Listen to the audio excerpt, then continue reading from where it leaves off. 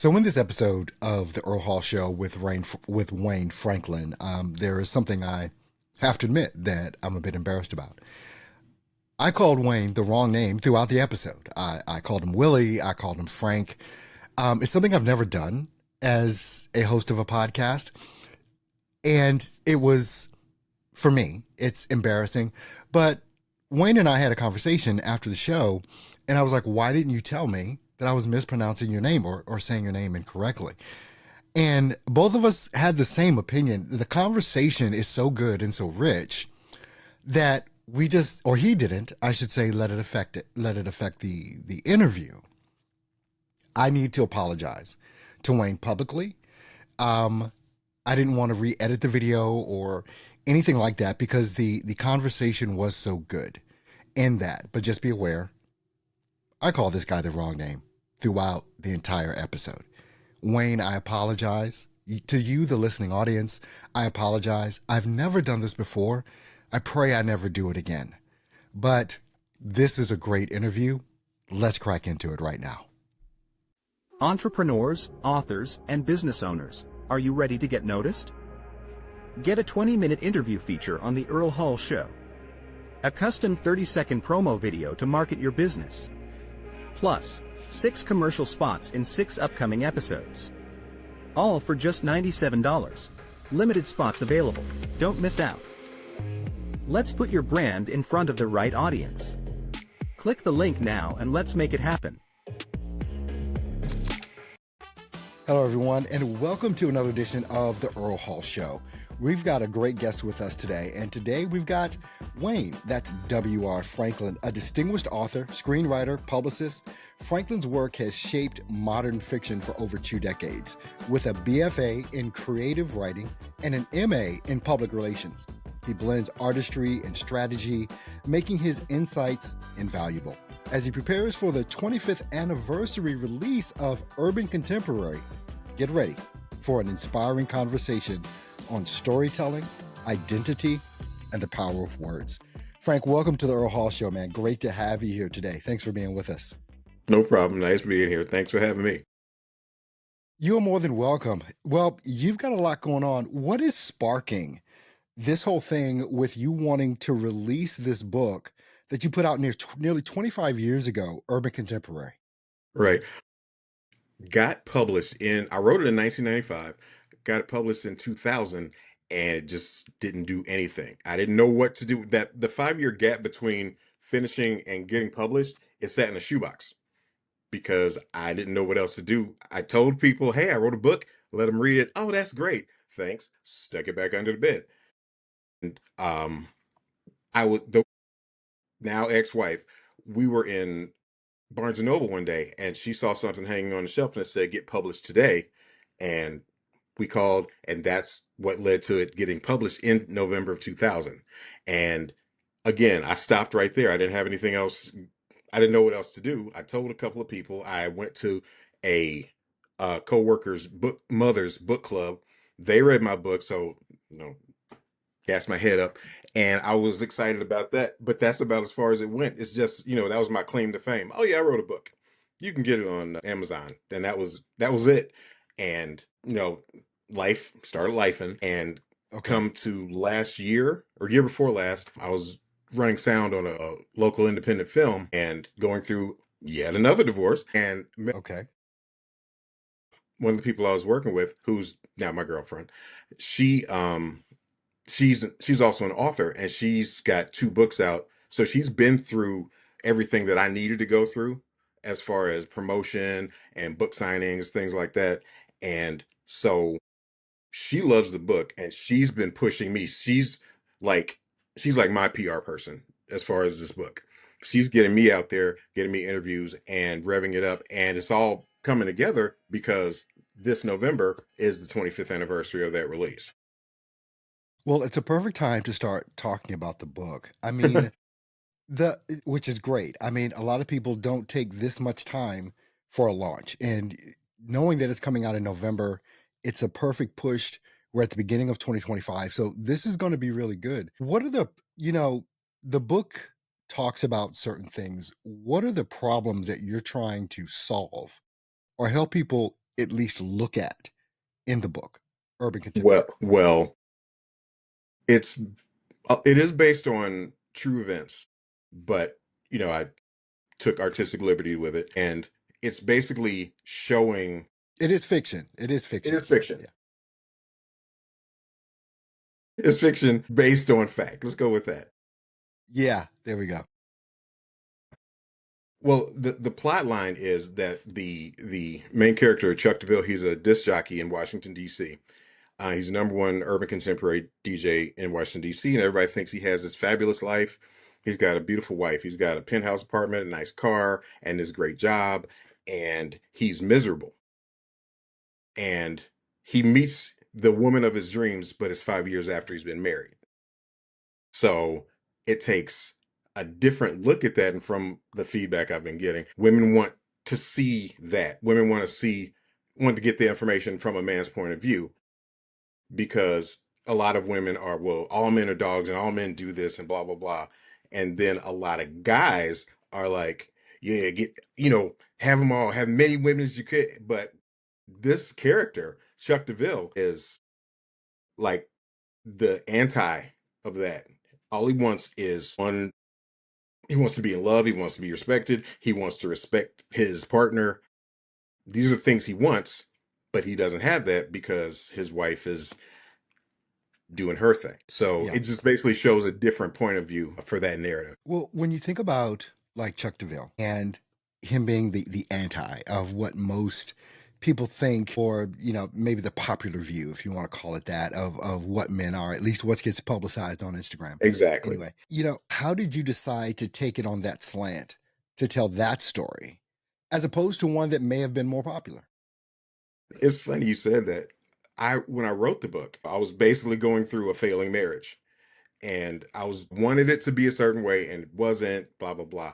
So there was a film that came out before I wrote the book. It was called Sibling Rivalry. It had Kirstie Alley and I think Scott Bakula. Their plot is different. She had an affair with a guy, and come to find out it was her brother-in-law that she had never met, blah blah blah. So they go through their story. She gets really depressed and her husband leaves, and she gets really depressed, and she brings herself out of that depression by writing a book. It Okay. in the movie, it goes on to be a bestseller and everything. And I said I should try that, and I just grabbed legal pads and just started writing this story. After a while, I had a stack of legal pads this big, but Hmm. I got everything that was in me out. And when I let people read it, they said, "Oh, this is amazing! This is really good story," and it just went from there. So that point of view is all I know. And It's funny because, looking at some of the things that you've written about the book, it seems like a lot of people, and you can correct me if I'm wrong, or if you're finding this to be the same as well, is that I think women in general don't understand that men not only want to be respected, but they want to be loved as well. How does that come out? And how do you tell that story in the book? the thing is, Chuck is straightforward with his wife. This is what I do, and I would love it if you would support the things I do. The whole city loves Chuck, but he can't get that level of love from his wife because she looks at it like, well, this is just a hobby. This is just music. I don't listen to the type of music you listen to. And there's a line in there where his wife's brother is a professional basketball player, and they're arguing before Chuck goes to work. And he said, "I bet if Bobcat was doing something today, you'd be their front and center." And she said, "Well, of course I'd be their front and center. He's my little brother. Why wouldn't I?" I said, "Did you see that?" Yeah, I said, there it I is. didn't mean to do that." But he said, "But I'm your husband. You would think that you would support what I do." Oh, that's that's that's the main thing he wants. That's the main thing I wanted. I want to be Well, I supported in the think, things that I do. I have a feeling like most, I think women don't understand that a man, the respect and the love and everything else that he wants, if no one else gives it to him but his wife does, he's good. Exactly. He's good. From the support level to the encouragement, because I think women, this is me talking, I think women need to understand that we crave their approval. Would you agree with that? Definitely.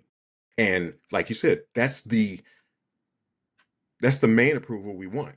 Other people can say, "Oh, you're great," or "Oh, you're horrible," but if the partner, the wife, says, "I love what you do. I'm 100% behind you," we're set.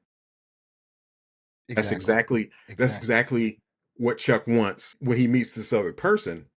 She's giving him that, so he's conflicted. He's like, "I'm married, but the person I'm married to is not giving me what I'm looking for, and the person I'm not married to that I'm attracted to is giving me all of that." Yeah. So it's a It's big conflict. funny. That's very funny. I've got a question and a Okay. comment I've got to make, but we're going to take a short break right here and we're going to come back because the rest of this is going to be priceless. So stay tuned Okay. for more of the Earl Hall Show. We'll be right back after this. What if having it all still isn't enough? Chuck DeVile checked every box: success, wealth, the dream lifestyle. But something's missing: love, happiness, fulfillment. In a world that tells you what life should be, Chuck's about to find out what it really means.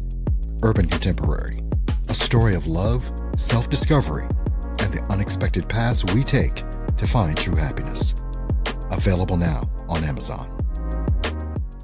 Ready to transform your life? Transformation: How Mama's Wisdom Unlocks the Secrets to Success is your guide to resilience, purpose, and creating a life you love. Mama said, "It's your little red wagon. You can pull it or push it. And if you've got one man, you can get another." Packed with timeless wisdom, practical strategies, and heartfelt stories, this book will help you tackle challenges and embrace your next breakthrough. Grab your copy on Amazon today. How Mama's Wisdom Unlocks the Secrets to Success. Okay. Thanks for staying tuned here on the Earl Hall Show. We're with WR, Mr. William here today. And, I said before we went to break, I had a question and a comment that I had to make. And I want to see if you agree with this. I'll never forget, this had to be a decade ago. I was a bus operator in the city of Milwaukee. And I was in the break room. People were sitting around talking. There were a couple of women, there were a couple of men. I wasn't even at the table. I was the table adjacent.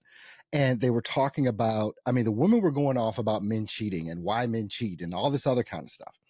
And so I'm eating my sandwich and I feel like interjecting something. And I just say, "I can tell you why men cheat." Everybody got silent. The women, all of them just turned around waiting Right. for the answer. And I said, men cheat with another woman 9 times out of 10 because that woman is making him feel more masculine than he feels at home. Absolutely. What do you think about that? That's perfect. That is exactly it. And in the book, I'll just say in the book, Chuck's wife emasculates him constantly. And he's trying to, he's like, "Okay, I can take it. I can deal with this." And even if he doesn't do anything, even there's a scene or a selection in the book where he doesn't do anything wrong, but he's apologizing all the time because he wants that to be fixed. He wants to be everything that she's saying she wants, even though it's not necessarily him. But he's trying to be what she wants. But he craves being the real him. He loves being himself, but yes, she emasculates him constantly, and yes, that's a big reason why men cheat. If Yeah. I'll be the first to say I wrote the book from experience, but it's because, like you said, this person makes you feel masculine, and if And it you're has being nothing to do with looks, emasculated, right? So many women will say, "She don't even look as good as me. She don't even," it's like, not a thing. Has nothing to do with that. It has everything to do with them giving you the attention, paying attention to you, and giving you what you crave. yeah, yeah. It's, in the world that we live in now, we see it all over social media. I think we're getting better. When I say we, I mean men are starting to get better at expressing what it is that we need and want. But men, for the most part, aren't the talkers. We're not the ones that are going to express everything that hurts us. We will internalize it and you will see it and not even understand why we're acting towards you the way that we are, because we feel like if we have that conversation with you, one, you're going to turn it around. You're going to either ignore it or you're going to say all the stuff that we do wrong, as opposed to even just listening to what we're trying to express. But I think men are getting better at trying to do that, but it's still a difficult spot to be in, right? Yes. Are you seeing these types of things occur online yourself as far as men Yes. trying to come out? I saw a video a couple of months ago, and I can't remember who the interviewer was with, but he said he went through this whole laundry list of if a man is funny, then he's weak. If a man is um wants to talk, then he's weak. It's this whole list of things, and I was triggered when I saw the video. I was like, oh my God. Because for the longest, depending on who you hang out with, for the longest, I felt like a man on an island. I always say I'm a man on an island because I feel this way. No other man acts this way. And to see that video, I was like, that's awesome, but it still sucks because we still, we deal with enough as men in general. We deal with enough, but then to have that on top of it, that well, you can't be yourself. And anybody that meets me, or anybody that knows me will tell you, I am goofy. I am silly. I want to laugh all the time. I'll make jokes. But there are certain people don't want, who have a problem with me because I try to be in a good mood. And I'm not standing there frowned up at all times because I'm not mad. I don't have any reason to act this way. But if you don't act like stoic at all times and mad and this and that, then there's something wrong with you. That's Chuck. He's like, I am this guy. This is who I, and he gives it to you. There's no sugarcoating. Love me or leave me. I mean, love me or hate me. This is who I am. And a lot of people have a problem with Yeah. that. Well, I Men and mean, women. yeah, yeah. I mean, there's obviously a lot in this book for people to pull out, men and women, for the topics and the things that you're covering. You sound like you're like me. You've had a couple of marriages. What do you wish you would have known before you got married the first time? That it's all right to be me. And that I don't have to change who I am just because the person I decided to be with doesn't want me to be that person, has a problem with me being me. And of course, there were red flags through the this was the wife in the book is my high school sweetheart. There were Okay. red flags in high school, but of course, through the lens of love, you're like, no, those are fireworks. Those weren't fireworks. Those are red flags. So knowing those things, I Those are wish I had cruise known missiles. that. Right, exactly. I wish I had known that. I wish I had known or believed enough to know that it's okay to be me. And it carried, I mean, not to throw anybody on the bus, carried over to the second marriage, same thing. Only she wanted me to be, she's like, you need to be this and you need to be that. And I'm like, that's not me. And that's not me. And I tried. I tried. And I failed miserably because I'm like, I can't pretend that's not me. William, how therapeutic was this for you personally to put pen to paper for this? It was amazing because, like I said, I was just depressed and I didn't know what to do. I was sad. I was sad at work. I was sad constantly. And Mm-hmm. she was fine with it, of course, because she's like, well, it don't have nothing to do with me, blah, blah, blah. But Amazing. actually writing this out, and it was funny. I was writing, I was always, been I always like to write, period. But when I'm writing this book, she never asked to read it. She never asked what it was about. She never asked to read it. And one day I said, you want to read this? She said, no, because I know it's probably about me. So getting it all out then, I was like, that was after I wrote it and I was done and I looked back on it, I'm like, that felt so good to get it out. Because I didn't know who to talk. You talk to your friends and I'm sure they get tired of it after a while. Because I would get tired of talking about it. I'm sure they get tired of hearing it. But after getting it out, all written out, and then getting it put together, I felt great. And to this day, when I read it, I'll pick it up and I'll just go through it. And at the end, every time, it never fails. At the end, I go, that was a great book. Not, toot my own horn, but I go, that was amazing. A question here. How did you come up with the name of the book, Urban Contemporary? Why that title? I was like 3/4 of the way through the book with no idea what it was going to be called. if I'm being honest, I wanted to name it Happiness is a Warm Gun because I thought that was a really cool Beatles song title. And I was like, that's what I'm going Okay. to call it. Has nothing to do with this story. And I worked at a bank at the time. And one of my coworkers, I said, I don't know what to call this. She said, what kind of radio station does he work at? I said, Urban Contemporary. She said, there's your title. Wow. So it was as simple as that. Well, obviously, people can get this book on Amazon, and I'm going to have the link in the description for this podcast, exactly how they can get the book directly off of Amazon. How do you want people to, how can people learn more about you? Where do you want them to go? Well, they can go to my website. It's wrfranklinmedia.weebly.com. Or they can go to follow me on social media. If you just look up Wayne Franklin or W.R. Franklin on Facebook, Instagram, you should be able to pull me up. I'm also on X and I believe on TikTok. And I also have a YouTube channel, and it's W.R. Franklin Media. Okay, awesome. I'm sorry, I gave the wrong address for my website. It's wrfranklinmedia.weebly.com. Got it. Well, William, I want to thank you for this intriguing conversation. I had a blast, and I want to thank you for taking the time out to come and visit us here on the Earl Hall Show, speak to our audience.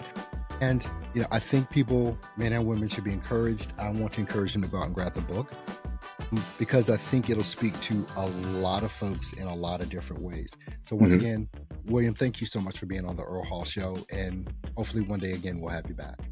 I hope to come back. Thank you for having me. Take care now. Thanks.